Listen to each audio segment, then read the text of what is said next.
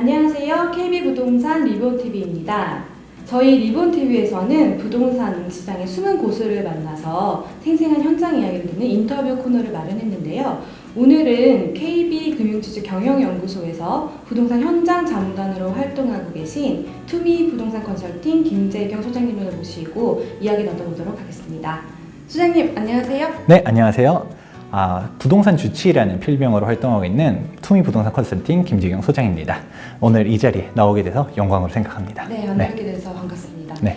그러면 본격적인 인터뷰 나누기 전에 상반기 부동산 시장에 대해서 간략하게 점검부터 해보고 넘어가는 게 어떨까 싶어요. 가장 대표적인 키워드는 거래 절벽이라고 할 수 있을 것 같아요. 2018년도 하반기 9.13 부동산 대책이 나오고서 이거에 대한 여파로 인해 지금 거래가 일단 멈췄다라는 것이죠. 지금 9.13 대책 같은 경우는 매도자들이 그렇게 특별하게 움직이지 않고 있다. 그러면서 매수자 같은 경우는 보다 매수를 하지 않다 보니까 그냥 서로 가격이 안 맞아서 멈춰 있다. 이런 상태로 보면 좋을 것 같습니다.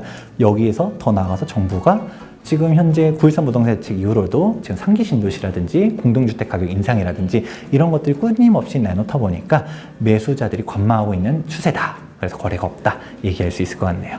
현재 상태가 좀 관망세가 짙은 분위기이긴 한데 또 한편에서는 강남 재건축 시장을 중심으로는 일부 단지에서 좀 가격이 올라서 거래가 되기도 하고 이렇게 좀 시장이 꿈틀거리는 모습을 보이고 있거든요. 그래서 이거를 두고 일각에서는 부동산 시장이 이제 반등하는 게 아니냐 그런 시그널이 아니냐. 근데 아직 아니다. 바닥을 다지는 중이다라고 말씀하시는 의견이 좀 분분한 것 같거든요. 이에 대해서는 소장님 어떻게 생각하세요?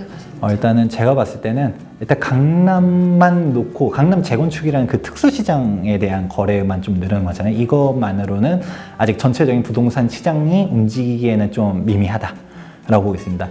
지금 이거에 대한 유의미한 사항은 아무래도 현금 부자들 재건축 같은 경우는 매매가가 30억씩 돼도 전세 6, 7억밖에 안 돼서 20억 넘게 투자해야 되는데 이런 특수, 현금 엄청 많은 사람들이 그래도 뭔가 좀 움직이기 시작했다 이런 거에 대한 유의미함은 있는데 전체적인 시장 플레이어들이 움직이려면 아직 현재 분위기에서는 좀 미미한 거 아닌가라고 생각하고 있습니다. 강남 재건축 시장은 좀 특수한 시장으로 봐야 될 것 같고 이게 전체 시장으로 옮겨와야 조금 움직임이 있지 않겠냐라고 말씀해 주셨는데 그러면 저희 하반기 부동산 시장은 좀 어떻게 흘러갈지 좀 전망을 해주신다면 일단 하반기 같은 경우는 아파트는 당분간은 좀 거래가 절벽인 상태가 좀 유지될 거라고 보고 있어요. 그 이유는 일단 대다수의 매수자들이 움직여야 되는데 이 매수자분들한테 얘기를 듣다 보면 어떤 얘기가 가장 많이 들리냐 이랬을 때 지금 공동주택 가격이 가장 큰 이슈 중 하나잖아요.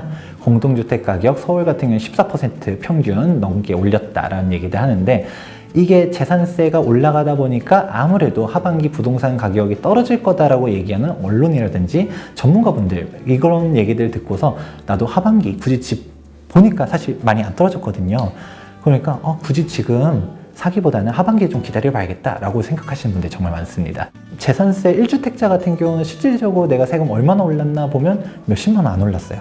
다주택자 같은 경우는 진짜 언론에서 말하는 것처럼 몇백만 원 많으면 1,000만 원도 나올 수도 있지만 다주택자가 존재하는 순간 양도세 중과라든지 세금 부담 때문에 세금이 억 단위로 나오는데 어떻게 팔겠어요? 그렇다 보니까 실질적으로 다주택자들은 지금 증여라든지 임대사업자는 이쪽으로 많이 가거든요. 실질적인 가격 하락은 생각하는 것처럼 안 나오게 된다.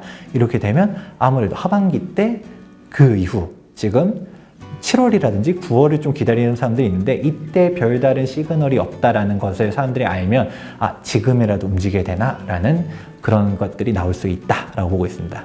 7월이나 9월 이후에 재산세 부과된 이후에 움직임을 좀 더 면밀하게 살펴봐야겠네요. 네, 그러면 이러한 시점에서 그 세금 부담이 좀 커진 다주택자를 위한 현명한 매매 전략 이런 좀 팁이 될 만한 게 없을까요?